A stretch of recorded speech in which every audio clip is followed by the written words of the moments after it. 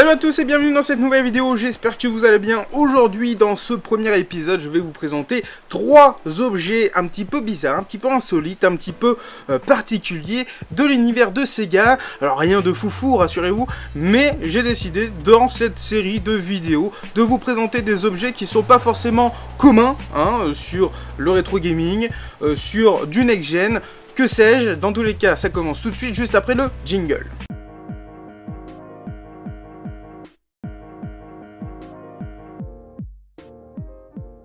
Allez, on va commencer par le premier objet.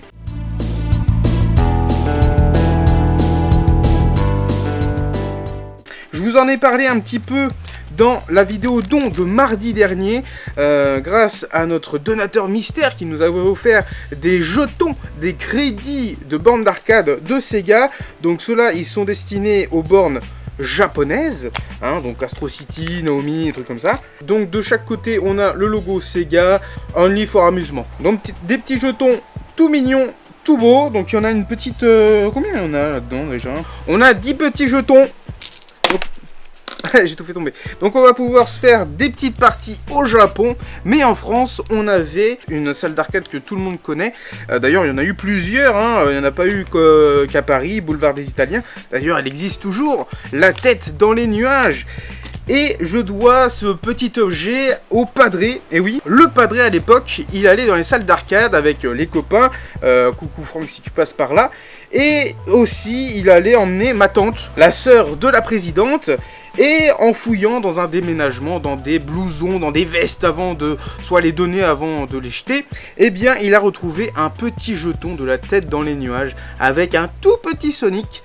Et je tiens à dire que c'est une pièce donc déjà qui a servi, enfin qui aurait pu servir au padré et à ma tante pour jouer à une borne d'arcade, mais c'est surtout un petit vestige de ces salles d'arcade dédiées à l'univers de Sega principalement. Bon, maintenant il y a du Namco, il y a du que sais-je, du Taito, un petit peu de tout. Et du coup, il me l'a offerte quand il l'a retrouvée, parce que je commençais à collectionner les jeux vidéo, donc principalement avec les petites figurines ou des Game & Watch, ensuite les consoles portables, les choses comme ça petit à petit, tout ça pour arriver à une association de sauvegarde et de partage du jeu vidéo.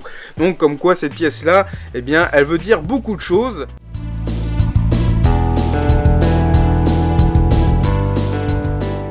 Autre objet que vous voyez dans le fond, que vous avez déjà vu dans la vidéo de lundi où je vous parle de mes envies rétro gaming, eh bien c'est une veste, un Teddy Sega, voilà. Franchement je suis trop fier de l'avoir celui-là. Donc c'est un Teddy Sega qui était... Alors soit il était offert, soit il était achetable. Dans tous les cas c'était disponible à l'E3. La personne qui me l'a vendu, ou plutôt échangé à l'époque, ça fait pratiquement 12 ans que j'ai cette veste, l'avait récupérée d'un gars qui l'avait reçu à l'E3. Donc après, dans quelles conditions il a récupéré cette veste à l'E3, je n'en sais pas plus. À l'arrière, on a un magnifique logo brodé Sega, et à l'avant, on a un magnifique logo brodé Dreamcast, à savoir que le logo Dreamcast américain et japonais est orange, et chez nous il est bleu. Alors pourquoi? C'est parce qu'il y avait un éditeur de jeux vidéo qui avait ce petit logo à l'intérieur de son écriture, de sa police, et le nom c'est Trivola, un truc dans le genre.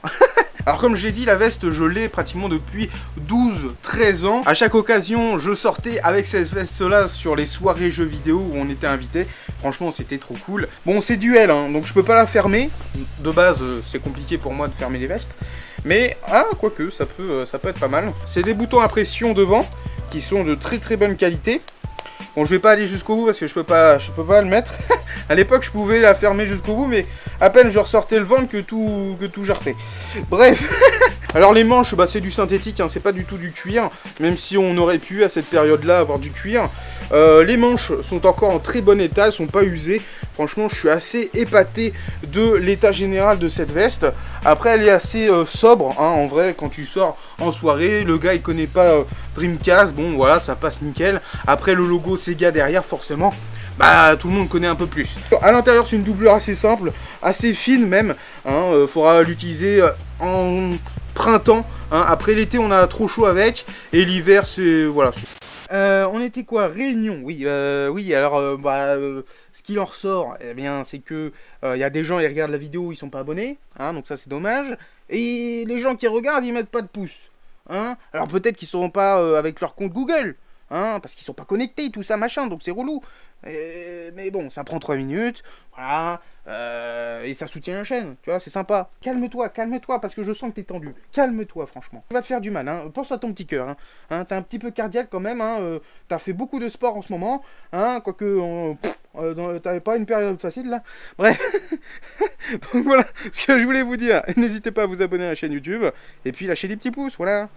Allez, des bisous. Je vous laisse avec le reste de la vidéo. C'est plus une veste de salon, quoi. Hein. C'est une veste où tu sors en soirée mondaine et tu la portes et tu dis ouais, j'ai la classe, les gars. Bon, j'ai un peu chaud, mais j'ai la classe quand même. Et à l'intérieur, chose que j'avais totalement oubliée, eh bien, il y a une petite poche. Voilà, une petite poche assez profonde, hein, franchement. Assez profonde pour mettre un portefeuille, ce que vous voulez. Hein. Une console de jeu, ça peut marcher. Mais la question, c'est est-ce qu'on peut mettre un jeu Dreamcast dedans? Alors, juste pour le test. Non, c'est pas assez large. Dans tous les cas, moi je peux vous dire que quand je sortais avec, eh bien, tout le monde était à fond sur cette veste, tout le monde voulait la prendre en photo et franchement j'avais trop la classe. Avec une petite casquette, franchement ça peut aller trop bien. Voilà. Attendez, je vais en chercher une d'ailleurs. Bon, à défaut d'avoir une casquette Dreamcast, j'ai une casquette Mega Drive pour la sortie de la Mega Drive Mini. Voilà, franchement, c'est la classe quand même.